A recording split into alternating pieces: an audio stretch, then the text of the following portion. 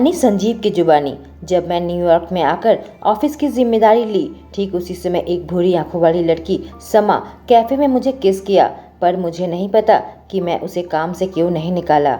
मैं लड़कियों से 5 महीने से दूर हूँ। अपने विपरीत लिंग वालों पर मुझे जरा भी भरोसा नहीं, लेकिन फिर मैं उस लड़की को अपने फ्लोर पर काम के लिए ले आया और मेरी असिस्टेंट का काम दिया। जब मेरी दादी ऑफिस में मिलने आई, वह मुझ पर शादी का दबाव डालने लगी, पूछने लगी मैं किसी लड़की को पसंद करता हूँ या नहीं, या फिर किसी लड़के को। पहले मुझे समझ नहीं आया कि मेरी दादी ऐसा क्यों सोच रही है, पर बाद में पता चला कि यह सब समा के कारण है, जिसने अजीब सी सोच मेरी दादी के मन में डाल दी कि मैं गे हूँ। और मैं उसके घर पर आ गया और उसकी डायरी मेरे हाथ में लगी, जिसमें वह मेरे बारे में मनगढ़ंत कहानी लिख रखी थी। वह मुझसे पूछी, क्या आप मुझे नौकरी से निकाल दोगे? मैंने कहा, क्या तुम्हें लगता है मैं तुम्हें इतनी आसानी से जाने दूंगा मिस शर्मा? तभी उसके मुंह से निकला, क्या आप मुझे जान से मार दोगे? क्या? मैं बिल्कुल पागलों की तरह पूछा। इसलिए तुमने एलेक्स को बाहर इंतजार करने भेजा ताकि मुझे मारकर मेरी बॉडी को कहीं गायब कर दो? उसने कहा। मैंने कहा, तुम पागल हो गई हो क्या? यह न्यूयॉर्क है, यहाँ ऐसा करना गुनाह है। तो तुम मुझे जान से नहीं मारना चाहते? उसने पूछा। नहीं, बिल्कुल भी नहीं, मैंने कहा। और मुझे नौकरी से भी नहीं निकालोगे? नहीं, मैंने कहा। यह सुनकर वह खड़ी हो गई और रिलैक्स महसूस करने लगी, लेकिन वह जमीन पर गिर नहीं जा रही थी। इससे पहले कि गिरे, मैं जल्दी से उसे पकड़ लिया। उसका छोटा सा शरीर मेरे शरीर के आगोश में था। उसकी खुशबू मुझ तक पहुंचने लगी। जल्दी से उसने मुझे धक्का दिया और हमारे बीच में थोड़ी सी दूरी बनाई। मैंने कहा, कल सुबह 9 बजे ऑफिस में आ जाना, देर मत करना, क्योंकि तुम्हें देर आने वाले लोगों से नफरत है। उसने बात को पूरा किया। मैंने कहा, बहुत अच्छा, जंगली सोच रहने के बावजूद भी तुम्हारी याददाश्त काफी अच्छी है। और हाँ, तुम यह क्राइम नोवेल पढ़ना बंद कर दो और अपने जंगली कल्पनाओं पर लगाम लगाओ, समझ गई ना? नहीं तो मैं पक्का पागल हो जाऊंगा। उसने कहा, ठीक है। कहानी शमा की जुबानी। अगले दिन मैं ऑफिस आई। एलेक्स ने मुझसे पूछा, बताओ क्या हुआ था? संजीव बहुत गुस्से में लग रहा था। मैं सोचने लगी, इसे बताऊं या नहीं। शमा, बताओ। दरअसल बात यह है, मैंने शुरू किया, मुझे लगा था संजीव गे है। एलेक्स कॉफी पी रहा था। यह बात सुनते ही वह घुटने लगा। ऐसा अजीब ख्याल तुम्हारे मन में आया ही कैसे? मुझे लगा था उसका तुम्हारे साथ कोई रिश्ता है। मैं बात पूरी की। यह सुनकर एलेक्स की हंसी रुक गई। अच्छा, तभी उसकी दादी मुझे इस तरह के सवाल पूछ रही थी। उसने कहा, पर तुम्हें ऐसा आइडिया कैसे आ गया शमा? संजीव के जितने भी फोटो इंटरनेट में हैं, किसी औरत के साथ नहीं है। कई फोटो में उसके साथ तुम हो, इसलिए मुझे ऐसा लगा था। मैंने कहा, नहीं, मुझे यह बात समझ नहीं आ रही। उसने अपने हाथ को ऊपर हवा में उड़ाते हुए कहा, अब समझ में आया वह तुम पर इतना गुस्सा क्यों था, और अब मैं भी हूँ। उसने मुझे काम दिया और कहा, मुझे सारा दिन डिस्टर्ब मत करना, और वहाँ से चला गया। अब 2 लोग मुझसे नाराज हो गए थे। कुछ ही देर में दरवाजा खटखटाने की आवाज़ सुनी। मुझे लगा एलेक्स फिर से आया होगा, पर इस बार संजीव था। गुड मॉर्निंग मिस्टर राठौर, मैं लगभग हकलाते हुए कहा। वह मुझे देखा, कुछ नहीं कहा, फिर कहा, मेरी कॉफ़ी लेकर आओ। उसकी कॉफ़ी बनाने लगी। न कोई दूध, न चीनी, कड़वी कॉफ़ी। आखिरकार हिम्मत जुटाकर मैं सीईओ के दरवाजे को खटखटाया। वह किसी फाइल में काम कर रहा था। मेरी ओर नहीं देखा। मैं कॉफ़ी का कप नीचे रखी और मैं बिल्कुल भी मूड में नहीं थी कि मैं दोबारा से कॉफ़ी बनाऊं, इसलिए मैं खांस के उसका ध्यान खींचने की कोशिश की। मुझे पता है तुम यहाँ हो मिस शर्मा, उसकी आवाज़ आई। वह पेन रखकर मेरी ओर देखा। मैंने कहा, अगर आपको कुछ और नहीं चाहिए तो क्या मैं जा सकती? नहीं, उसने बीच में काटा। मैं चाहता हूँ तुम अपना सारा काम 12 बजे तक खत्म कर लो और उसके बाद तुम जाना। क्या आप मुझे काम से निकाल देंगे? मैं बिल्कुल ही सदमे में बीच में काटते हुए पूछी। मिस शर्मा, कभी दूसरे को भी बोलने दिया करो, उसने कहा। मैंने कहा, माफ़ कीजिए, आप बोलिए। 12 बजे तुम पार्किंग लॉट में आ जाना। वहाँ तुम्हें मेरा ड्राइवर मिलेगा और एक औरत जो तुम्हारा इंतज़ार करेगी। अचानक से वह बात सुनते ही मेरे अंदर डर छा गया। मैंने कहा, क्यों? आप मुझे कहीं बेच देना चाहते हो क्या? मिस शर्मा, तुमसे कहा है ना, अपनी जंगली ख्यालों को अपने तक ही रखो। वह औरत तुम्हारे लिए शाम को कुछ ड्रेस चुनेगी। क्यों? मैं बीच में काटा। अगर तुम मुझे कहने दोगी तभी तो कहूँगा। एक बिजनेस डिनर है, मैं चाहता हूँ तुम मेरे साथ चलो, उसने कहा। पर क्यों? मैंने पूछा। तुम्हारी अजीबोगरीब सोच जो मेरे लिए रखती हो, उसे सुनने के बाद मैंने सोचा शायद दूसरे लोग भी ऐसे ही सोचते होंगे मेरे बारे में और मैं उनके विचारों को काबू में रखना चाहता हूँ, उसने कहा। मैंने कहा ठीक है, और मैं चाहता हूँ कि तुम अपने लिए कुछ फॉर्मल ड्रेस भी खरीद लो। जब से तुम मिली हो तुम जीन्स स्कर्ट और स्नीकर्स में ही नजर आती हो। वह नीचे मेरे पैरों को देख रहा था। मिस्टर राठौर, पहले मैं छोटा मोटा काम करती थी, इसलिए मुझे ड्रेस कोड फॉलो करने की ज़रूरत नहीं थी, और जब से मैं तुम्हारे साथ काम कर रही हूँ 5 घंटे सोती हूँ, 2 घंटे अपने लिए निकालती हूँ। तुमको क्या लगता है मैं शॉपिंग करने का समय कैसे निकाल पाऊंगी? मैंने कहा तुम अभी जा सकती हो, और हाँ, तुम्हें अभी सैलरी नहीं मिली है तो पेमेंट का ध्यान मैं रखूँगा। हाँ ठीक है, और फिर वह पैसे मेरी सैलरी से काट लेना, मैंने कहा, और 5 बजे तक आ जाना, फिर हम डिनर पर चलेंगे। मिस्टर राठौर, तुम्हें नहीं लगता तुम्हें किसी और पार्टनर को ढूंढना चाहिए? मैंने कहा। उसने कहा मेरे पास इतना टाइम नहीं है इन सब चीज़ के लिए। मैंने कहा तुम्हें इसकी ज़रूरत नहीं है, बस एक बार कह दोगे तो लड़कियों की लाइन लग जाएगी। शमा, क्या एक बार तुम मेरी बात सुनोगी? उसने कहा ठीक है, मैं 5 बजे तक तैयार हो जाऊंगी, मैंने कहा, और घबराओ मत, यह बस एक बिजनेस डिनर है, बस तुम्हें मेरे साथ साथ रहना है और अपनी कल्पनाओं पर लगाम लगानी है, मुंह बंद रखना है, हालांकि लोग तुम्हें काफ़ी मनोरंजन के साथ सुनेंगे, उसने कहा। मैंने कहा क्यों, मैं दूसरी प्लेनेट से आई हूँ क्या? उसने कहा यह तुम्हारी तारीफ थी। मैंने कहा क्या सच में? उसने कहा हाँ, अब जाओ। इस औरत ने डिनर के लिए मुझे तैयार कर दिया था। मैं लाल रंग का एक off shoulder floor length dress पहनी थी, पर मैं इतनी ज़्यादा घबराहट क्यों महसूस कर रही हूँ? शीशे में मैं खुद को पहचान नहीं पा रही थी। मैं हर समय हुडी और बड़े साइज़ के कपड़े पहनती हूँ। मेरे उभार कुछ ज़्यादा ही बड़े लग रहे थे। आज कुछ ऐसा पहनना था जिससे मैं संजीव के लायक लगूँ। जब तक ऑफिस वापस आई 5:30 बज चुके थे। शायद मैं पहली बार किसी बिजनेस डिनर में जा रही थी, या फिर इसलिए कि कुछ ज़्यादा ही मेकओवर किया था, या फिर मैं कुछ घंटे हैंडसम संजीव के बिल्कुल नज़दीक रहने वाली थी। जब कार ऑफिस में पहुंची तो अगली चीज़ जो मैं जानती हूँ, कार का दरवाज़ा खुला और संजीव राठौर मेरे पास आकर बैठ गया। मैं उसकी तरफ देखी तो नहाकर निकलने की खुशबू आ रही थी। वह हाथ से बना हुआ सूट पहना था, सुबह वाली सूट नहीं थी। इसने कपड़े बदल लिए थे। वह हमेशा ही अच्छा दिखता है, चाहे कुछ भी क्यों ना पहने, या फिर कपड़े ना ही पहने तो भी अच्छा दिखेगा। हे भगवान, मेरी सोच किस ओर जा रही है? क्या मैं बहुत हैंडसम लग रहा हूँ मिस शर्मा कि तुम मुझसे नजरें नहीं हटा पा रही? नखरे की मुस्कान के साथ मुझसे पूछा। हे भगवान, मुझे एहसास ही नहीं हुआ कि मैं उसकी ओर ऐसे देख रही थी। मैंने अपनी आंखें उससे हटाकर दूसरी तरफ कर ली। कार चलने लगी थी। वैसे माया ने तुम पर बहुत अच्छा काम किया है, उसने कहा। उसकी ओर देखने लगी। उसकी बात समझ में नहीं आई, फिर मेरे दिमाग में घुसा और मैं गुस्सा हो गई। मैंने कहा यह आपके तारीफ करने का अंदाज है तो इस पर आपको काम करना चाहिए। मेरे कहने का मतलब है अगर कच्चा माल ही अच्छा है तो उसको ज़्यादा मेहनत करने की ज़रूरत नहीं पड़ेगी। सीधी बात यह है कि तुम बेहद खूबसूरत लग रही हो मिस शर्मा। क्या यह मजाक उड़ा रहा है? मैं उसकी नीली हरी आंखों में देखी, पर उसमें मुझे ऐसा कुछ नजर नहीं आया। उसमें सच्चाई थी। इस तारीफ के लिए मेरे गाल गुलाबी हो गए। मैंने कहा आप भी इतने बुरे नहीं लग रहे हो मिस्टर राठौर। अगर यह तरीका है तुम्हारी तारीफ करने का तो तुम्हें इस पर मेहनत करनी होगी। उसने मेरा ही डायलॉग मुझे वापस सुनाया। मैंने कहा मुझे लगता है तुम्हें यह सब सुनने की पहले से ही आदत होगी। यह कितना गॉर्जियस लग रहा है, कितना अट्रैक्टिव है, कितना हैंडसम है, अपने से इतना बड़ा बिजनेस चला रहा है, इतना बुद्धिमान है। मैंने देखा वह मुंह दबाकर हंस रहा है। तब मुझे एहसास हुआ मैं फिर से बकर बकर करने लगी थी। वैसे तुम घबराओ मत, मुझे ऐसी कोई कॉम्प्लीमेंट नहीं करता, वह मुस्कुराकर कहा। 5 मिनट नहीं हुए थे कि हम पार्टी में पहुंचे थे। वह दूसरे बिजनेसमैन के साथ घिरकर अपने बिजनेस की बातें करने लगा था। मैं वहां खड़ी खड़ी सुन रही थी। तभी मेरे पेट से आवाज़ होने लगी। मुझे भूख लगी थी। मैं इधर उधर देखने लगी। तभी फूड काउंटर नजर आया। मैं उधर चलकर जाने लगी। कोशिश की मैं दौड़ूं नहीं, मैं खाना लेकर खाने लगी थी कि तभी किसी की आवाज़ आई। शमा, मैं लगभग घुटने वाली थी। कौन है यह जो खाना खाते वक्त मुझे बीच में टोका? मुड़कर देखा, मार्क है। वह मुस्कुराया जबकि मैं सदमे में थी। तुम्हें इस तरह से डराने के लिए माफ़ करना। मैंने पूछा तुम यहाँ क्या कर रहे हो मार्क? उसने कहा मैं भी यहाँ बिजनेस की वजह से ही आया हूँ, और अपने बिजनेस के बारे में बताने लगा। फिर पूछा तुम किसके साथ आई हो? मैंने कहा बॉस के साथ। मार्क ने पूछा। अरे वही आदमी ना जिसने हमारे प्लान में विघ्न डाला था, मुझे उसके लिए माफ़ करना। मैंने कहा, तुम्हारी माफ़ी स्वीकार करूंगा अगर तुम मेरे साथ डांस करो तो। उसने कहा, ओके। मैं वापस से मुस्कुराई।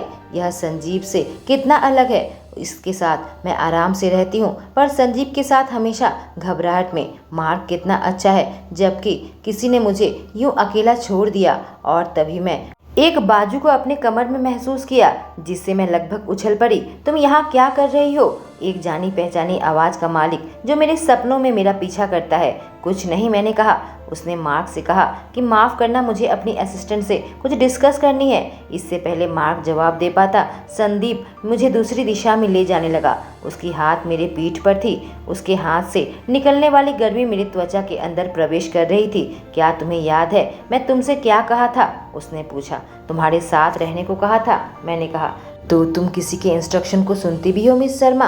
उसने पूछा। यह बात इतनी धीरे से कहा कि मेरे पेट में तितलियां नाचने लगी। मैं तो तुम्हारे साथ ही थी, मैंने विरोध किया, जिससे वह अपनी एक भौं ऊंची की, जैसे सवाल पूछ रहा हो। मैंने कहा, शुरू के 5 मिनट में थी, लेकिन फिर तुम अपने बिजनेस डिस्कस करने लगे। और मैंने बात को बीच में छोड़ा। और क्या? उसने पूछा।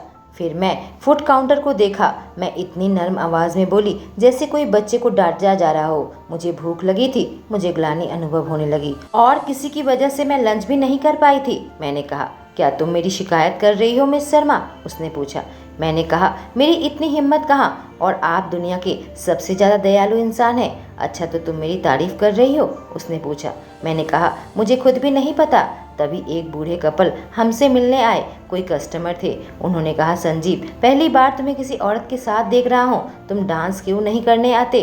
संजीव ने कहा, आप लोग चले, मैं अभी आता हूँ। वो चले गए तो मैंने पूछा, तुम उसकी बात को मान कैसे गए? उसने कहा, यह मेरे कस्टमर है जिसके लिए मैं घर बना रहा हूँ। हम दोनों डांस फ्लोर पर आ गए और वह मुझे अपने करीब खींच लिया। मैं उसके शरीर की मर्दाना खुशबू को सूंघ सकती थी। उसके करीब रहने के कारण मेरा दिल घबरा रहा था। मैंने कहा, तुम्हें एलेक्स के साथ आना चाहिए था, फिर तुम्हें डांस नहीं करना पड़ता। उसने कहा, फिर लोग अजीब अजीब ख्याल बनाते। यह सुनकर मुझे ग्लानि होने लगी कि मैं उसे गेय समझा था। कहा, मुझे माफ़ करना, बार बार मुझे यह याद मत दिलाओ। इस बार वह मुंह दबाकर हंसा और मेरी आंखों में देखने लगा। मैंने पूछा, लेकिन फिर तुम पार्टी में दूसरी औरत के साथ क्यों नजर नहीं आते? मेरा मतलब बहुत सारी औरतें होंगी जो तुम्हारे साथ ऐसे डिनर पार्टी में आना चाहती होंगी। जैसे ही मैंने वाक्य पूरा किया, मुझे एहसास हुआ उसका शरीर टेंशन में टाइट हो गया। जब मैं उसकी आंखों में देखी, ऐसा लगा वह कोई ठंडी बर्फ हो। क्या मेरे सवाल ने कोई हद पार कर दिया? वह रुक गया और अपना स्पर्श वापस ले लिया और हमारे बीच में थोड़ी दूरी बनाई। गाना खत्म हो गया है मिस समा शर्मा, मुझे कुछ जरूरी काम करने हैं, तुम खुद मजे करो। इतना कहते हुए वो मुझे छोड़कर चला गया और मैं डांस फ्लोर में अकेली खड़ी रह गई। आखिर हुआ क्या? अभी तो ठीक था और एक झटके में उसे क्या हो गया? मैं उसके पीछे जाने लगी थी कि तभी किसी ने मेरे कंधे पर हाथ रखा। देखा, मार्क सामने खड़ा था। क्या तुम मुझसे डांस करना चाहोगे मिस शमा शर्मा? मैंने कहा, तुम इतनी फॉर्मल होकर बात मत करो। और फिर हम दोनों डांस फ्लोर में डांस करने लगे, हंसने बोलने लगे। जब डांस खत्म हुआ, मार्क ने पूछा, क्या एक और डांस मेरे साथ करोगी? लेकिन तभी एक औरत आ गई और मार्क से कहा, तुमने मुझसे वादा किया था मुझसे डांस करोगे। मुझसे पूछा, तुम बुरा तो नहीं मानोगी अगर मैं इसके साथ डांस करूं तो? मैंने कहा, नहीं, बिल्कुल भी नहीं। और मैं उन दोनों को छोड़कर डांस फ्लोर से उतर गई और फिर मैं संजीव को ढूंढने लगी। जिस दिशा में वह गया था मुझे कहीं नजर नहीं आ रहा था। तभी मुझे संजीव की झलक दिखी। मैं उसकी ओर जाने ही लगी थी कि मेरे कदम अपनी जगह पर ही रुक गए। किसी औरत के साथ बात कर रहा था, पर यह समस्या नहीं थी। वह औरत एक लाल बत्ती थी। वह एक काफी गहरा वी गला का ड्रेस पहनी थी। जिस तरह का उसका ड्रेस था, बिल्कुल भी भद्र नहीं लग रहा था, और अपने बाजू से संजीव को पकड़ रखा था और इतने करीब चिपक कर खड़ी थी। पक्का उसके उभार संदीप के हाथों को छू रहे थे। हक क्यों नहीं कर लेती, या फिर उसके गोद में क्यों नहीं बैठ जाती? किसी वेटर को सामने से गुजरते हुए देखी, कुछ ड्रिंक लेकर जा रहा था, उसे रोककर झटके में पी गई और दूसरा गिलास अपने हाथ में लेकर वह उस दिशा में जाने लगी जहां से वह आया था और एक ड्रिंक ऑर्डर की। आखिर यह आदमी को क्या हुआ है? अचानक से मेरे प्रति ठंडा पड़ गया और जाने उसकी क्या वजह थी। वह मुझे डांस फ्लोर पर अकेला छोड़ गया और एक चिपकू औरत के साथ अभी बात कर रहा है। मुझे पता भी नहीं इस चेयर में बैठने के बाद मैं कितना ड्रिंक पी गई थी। उस औरत को ही लेकर आना चाहिए था, मुझे लेकर क्यों आया? एक और ग्लास पीने जा रही थी, तभी किसी ने मेरा हाथ पकड़ लिया। सामने मार्क खड़ा था। मार्क ने पूछा, तुम यहाँ क्या कर रही हो? कुछ नहीं, मैं अंगूर का जूस पी रही हूँ, मैंने जवाब दिया। एक और देना। मैं एक और ऑर्डर किया। यहाँ क्या हो रहा है? संजीव की आवाज़ मेरे कानों में आई। गुस्से में लग रहा था। अगर मैं उसकी ओर नहीं मुड़ती तो मुझे पता है वह और ज़्यादा गुस्सा हो जाता। एक तरफ से उसे झुंझलाहट में देखकर मुझे संतोष मिल रहा था। कहानी संजीव की जुबानी। मैं डांस फ्लोर से उतर गया था। मुझे शुद्ध हवा चाहिए थी। मैं बाहर जाना चाहता था कि तभी एक बिजनेसमैन की तलाकशुदा पत्नी ने मुझे रोक लिया। ऐसे लोगों से हमेशा नफरत है जो आपके व्यक्तिगत जगह पर घुसने की कोशिश करे। औरत मेरे बेहद करीब खड़ी थी। मुझे अजीब लग रहा था। मुझे खुद पर काबू पाना पड़ा कि मैं उस औरत को कमरे की दूसरी साइड में न फेंक दूं। जब वह मेरे बाजू को छू रही थी, जब मैं उसकी गिरफ्त से छूटकर निकलने में कामयाब हुआ, शमा को ढूंढने लगा था। ना ही वह डांस फ्लोर पर थी और ना ही खाने के काउंटर पर थी। और आखिरकार जब मैं उसे बार में बैठा हुआ पाया, मुझे जरा भी अंदाजा नहीं था कि इतने सारे ग्लास उसने खाली किए थे। दूर से 5-6 ग्लास दिख रहे थे। शायद इसने उससे भी ज्यादा पिए हो। इतना पी रखा होगा कि उसे नशा हो गया होगा। फिर मुझे उसके करीब एक आदमी खड़ा नजर आया, वही जिसने उसे सड़क में अकेला छोड़ दिया था। क्या इस आदमी ने उसे इतनी शराब पिलाई है? तुम यहाँ क्या कर रहे हो? मैंने पूछा। उस आदमी ने कहा कि यह काफी पी हुई लग रही है। मैं उसे रोक रहा था। ठीक है, तुम जा सकते हो, मैं यहाँ से संभाल लूंगा। मैं समा के हाथ से वह ग्लास खींचने लगा। तुम क्या कर रहे हो? उसने कहा। मिस समा शर्मा, इसे अभी बंद करो। मैंने देखा वह आदमी यहाँ से नहीं गया, वहीं खड़ा था। पर मुझे इसकी परवाह नहीं। मैं जो चाहता हूँ वह पा लेता हूँ और फिलहाल मुझे शमा को यहाँ से हटाना था। मैंने उसके ऊपरी बाजू को पकड़ा, खींच कर ले जाने लगा। वह विरोध करती रही कि और पिएगी। मुझे घमंडी भी कहा। मैंने कहा, मैं तुम्हारा बॉस हूँ और तुम ऐसे बात कर रही हो। मैं उसके अपार्टमेंट के पास पहुँच गया। पूछा, कौन सा फ्लोर? वह पूछी, फ्लोर। हाँ, मुझे तुम्हारा एड्रेस पता है, पर तुम्हें बताना पड़ेगा। कौन सा फ्लोर? उसने कहा, मैं एक घर पर रहती हूँ। मैंने कहा, घर कहाँ है? वह कहने लगी, कैलिफोर्निया। मुझे नहीं पता मैं इस नशेड़ी को घर पर कैसे पहुँचाऊँगा। आखिरी बार जब मैं उसके घर में आया था, इतना खराब मूड था कि मुझे फ्लोर भी याद नहीं है। और सबसे बड़ी बात है, अगर मैं इसे अकेला छोड़ दूं तो मुझे जरा भी नहीं मालूम यह लड़की क्या करेगी। यह अभी होश में नहीं है, किसी और बड़े मुसीबत में पड़ जाएगी। मैं अपने विला की ओर गाड़ी चलाता हुआ सोचा, मेरे पास और कोई रास्ता नहीं है, इसे यहाँ रहने देना होगा। जिसने मुझे घमंडी कहा है। मैं कार का दरवाजा खोला, कहा, बाहर निकलो। वह कही कि तुम हमेशा मुझ पर ऐसे हुक्म नहीं चला सकते। एलेक्स सही कहा था, मैं बदल गया हूँ। यह शराब पीने के बाद मेरे साथ जिस तरह से बर्ताव कर रही है, इसे खींचकर निकालने लगा था। मैंने कहा, तुम इसी तरीके से बर्ताव करती हो जब तुम्हारी कोई मदद करना चाहता है। कल इस बारे में बात करेंगे। वह खड़ी नहीं हो पा रही थी, लड़खड़ा रही थी। मैं ठीक दुल्हन की तरह उसे गोद में उठा लिया। मैंने पूछा, सच बताओ मिस समा शर्मा, तुमने कितनी पी रखी है? मेरी तरफ देखकर कही, क्या तुम गुस्सा हो? मैंने पूछा, और तुम्हें ऐसा क्यों लगता है जब तुम गुस्सा होते हो मेरा पूरा नाम लेते हो? उसने कहा, क्या तुम मुझे क्षमा कर नहीं पुकार सकते? उसने पूछा। ठीक है क्षमा। उसका नाम मेरे मुंह पर बिल्कुल शहद की तरह लगा और फिर मैं उसे अपने लिविंग रूम में सोफे में बैठा दिया। वह मेरी ओर देखी और फिर मेरे से नजर हटा ली। मैंने पूछा, अब क्या हो गया? उसने कहा, तुम मुझे डरा रहे हो। मैं हंसने लगा, कहा, तुम मुझसे डरती हो? मुझे कोई नहीं डरा सकता। उसने कहा, जिससे मैं मुंह दबाकर हंसा।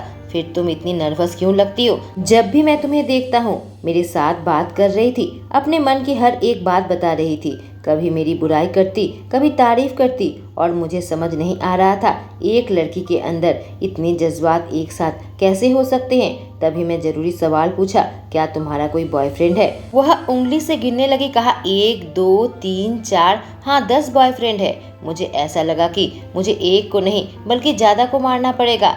ऐसे जवाब की उम्मीद मैं नहीं की थी। वह तुरंत हंसने लगी, कहा, एक भी बॉयफ्रेंड नहीं है। मैंने पूछा। एक भी नहीं। उसने कहा नहीं, जब मैं स्कूल में थी मेरी माँ ने मना किया था कि जब तक कॉलेज पास न कर जाऊं कोई बॉयफ्रेंड नहीं। मैं अपने गर्ल्स कॉलेज में पढ़ी हूँ और अब जब यहाँ नौकरी करती हूँ मेरे पास बिल्कुल भी वक्त नहीं है मैं बॉयफ्रेंड बनाऊं। मैंने कभी नहीं सोचा था किसी नशेड़ी के साथ बात करने में मुझे इतना मज़ा आएगा कि तभी वह मेरे करीब आई, मेरे गालों को अपने हाथों से पकड़ लिया। कहने लगी, तुम मुझे दो दो नजर आ रहे हो, और फिर जोर जोर से हंसने लगी और अगले पल अपने मुंह पे हाथ रखे और मुझे पता था अब क्या होने जा रहा है। वह उल्टी करने लगी। कहानी शमा की जुबानी। बुरे सपने के साथ मेरी आंख खुली। उठकर देखी तो मैं किसी और कमरे में हूँ जो कि मेरे कमरे से काफ़ी ज़्यादा बड़ा था और बिल्कुल अपरिचित। मैं यहाँ कभी नहीं आई थी। तभी दीवार पर लगी तस्वीर देखकर पता चला यह कमरा संजीव राठौर का है। क्या मैं उसके कमरे में हूँ? नहीं नहीं, मैं सपना देख रही हूँ। दोबारा से अपनी आंखें बंद कर ली और थोड़ी देर बाद जब आंखें खोली अपने आप को इस कमरे में पाया। खुद को चूटी काटी पर फिर भी मैं इसी कमरे में थी। पर आखिर हुआ क्या? रात की बात मुझे क्यों याद नहीं। मैं बॉस के साथ एक बिजनेस पार्टी में गई थी, फिर उसके साथ डांस किया और उसने मुझे अकेला छोड़ दिया। और फिर एक चिपकू औरत के साथ था, वह उसी के अपनी सेक्रेटरी क्यों नहीं बना लेता? मेरा पीछा क्यों नहीं छोड़ता? नहीं, मैं ज़्यादा ही सोच रही हूँ। मैं यहाँ कैसे आई? हे भगवान, मुझे कुछ भी याद नहीं। और सबसे बड़ा सवाल यह है कि मैं क्या पहनी हूँ।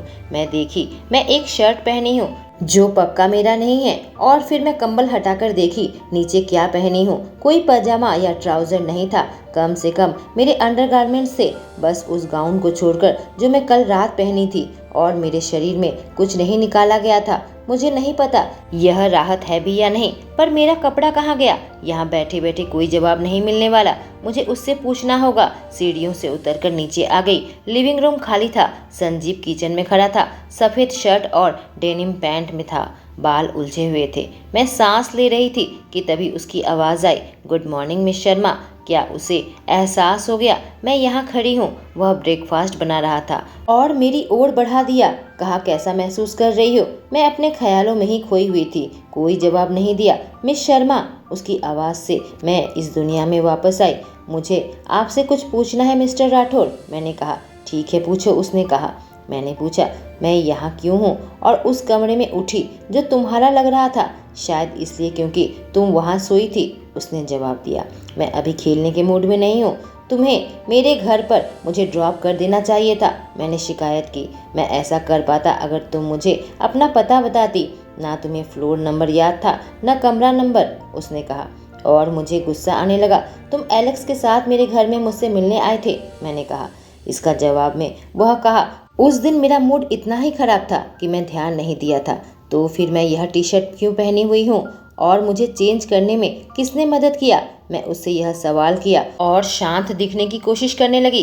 कल रात तुमने मेरे और तुम्हारे कपड़े में उल्टी कर दी थी। सुनते ही मैं अविश्वास के साथ उसे देखने लगी। इतना अमीर और हैंडसम लड़का, मोस्ट एलिजिबल बैचलर, और मैंने उस पर उल्टी कर दी। यह उसकी दया थी कि मुझे अपने बिस्तर पर सोने दिया था।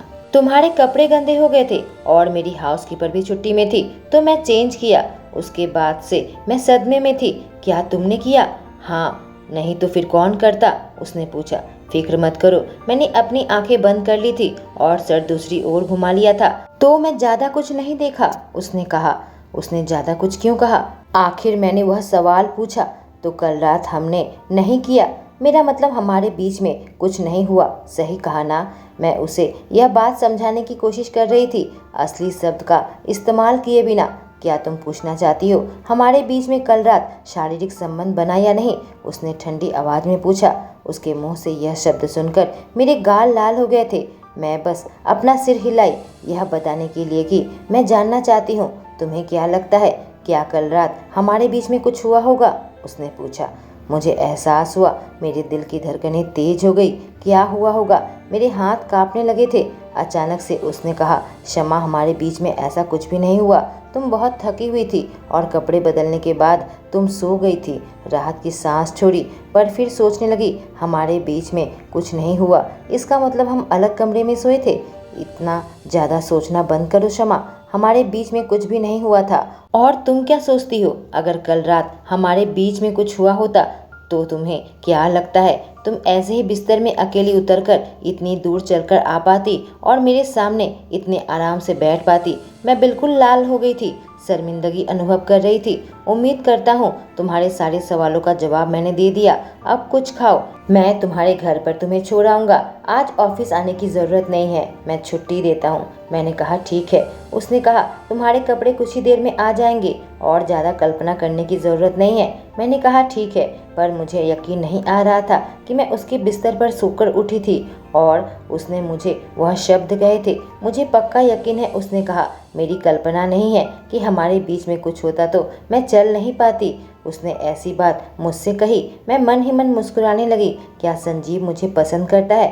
पर यह मैं क्या सोच रही हूँ? लेकिन फिर उसने मुझे अपने बिस्तर पर सोने क्यों दिया? मैं खुद को समझाने लगी, यह कोई डेट नहीं, बिजनेस डिनर था। शमा, तुम इतना मन ही मन क्यों मुस्कुरा रही हो?